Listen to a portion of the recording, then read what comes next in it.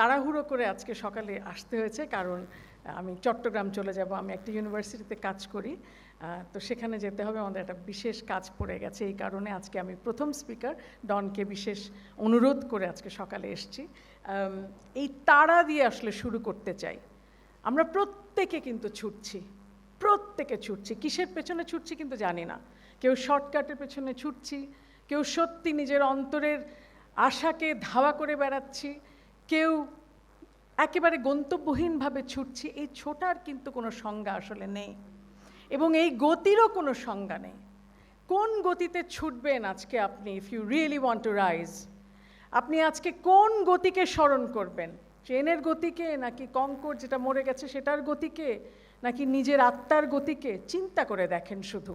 আসলে গতি একটা ওই লুকিং, আমি জানি না অ্যালিস আর রেড কিংয়ের গল্পটা আপনারা জানেন কি না। মানে গল্পটার মধ্যে একটা দৃশ্য আছে, সেখানে অ্যালিস আর রেড কুইন সমানে, অ্যালিস ইন ওয়ান্ডারল্যান্ডের অ্যালিস সমানে দৌড়াচ্ছে, কিন্তু জায়গাটা কিন্তু একই জায়গায় দৌড়াচ্ছে। ওখানে কিন্তু একটা বড় গাছ আছে, এবং গাছটা কিন্তু আর নড়ে না। গাছটা ওই একই গাছ, কিন্তু অ্যালিস আর রেড কুইন দৌড়াচ্ছে। তো অনেকক্ষণ পরে অ্যালিস ক্লান্ত হয়ে রেড কুইনকে বলছে যে, রেড কুইন, আমি যে এত দৌড়াচ্ছি আমি আর তুমি, গাছ তো আর বদলাচ্ছে না, জায়গা তো আর বদলাচ্ছে না, কিন্তু দৌড়াচ্ছি। তো তখন রেড কুইন তাকে উত্তর দেয় যে, ইট only means that we are slow. তার মানে হলো অ্যাক্টিভিটি মানেই কিন্তু প্রগ্রেস না। আপনি শুধু দৌড়াচ্ছেন, গন্তব্যহীনভাবে দৌড়ালে কিন্তু সেটাকে আসলে প্রগ্রেস বলে না, প্রগতি বলে না। কাজেই মাথায় রাখতে হবে মিনিংফুল রানিং। হ্যাঁ, একেবারে যে দৌড়ানোর একটা অর্থ আছে, যেই দৌড়ানোর একটা মানে আছে, যেই দৌড়ানো আপনার জীবনকে সার্থক করবে, শুধু সেই কারণে দৌড়াবেন।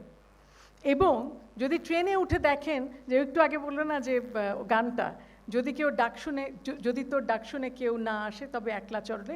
তা আমি আজকে ওই সামনে বসে ভাবছিলাম, যদি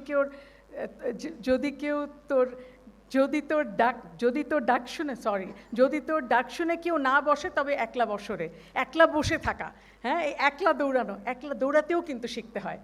যখন দেখবেন যে ট্রেনে যে সহযাত্রী, সে আপনার সাথে দৌড়াতে পারছে না, অথবা আপনি পেছনে ফিরে দেখলেন যে সে নেই, একটুও পিছু হটবেন না, কারণ একা দৌড়ানো কিন্তু একটা বড় সার্থকতা আছে।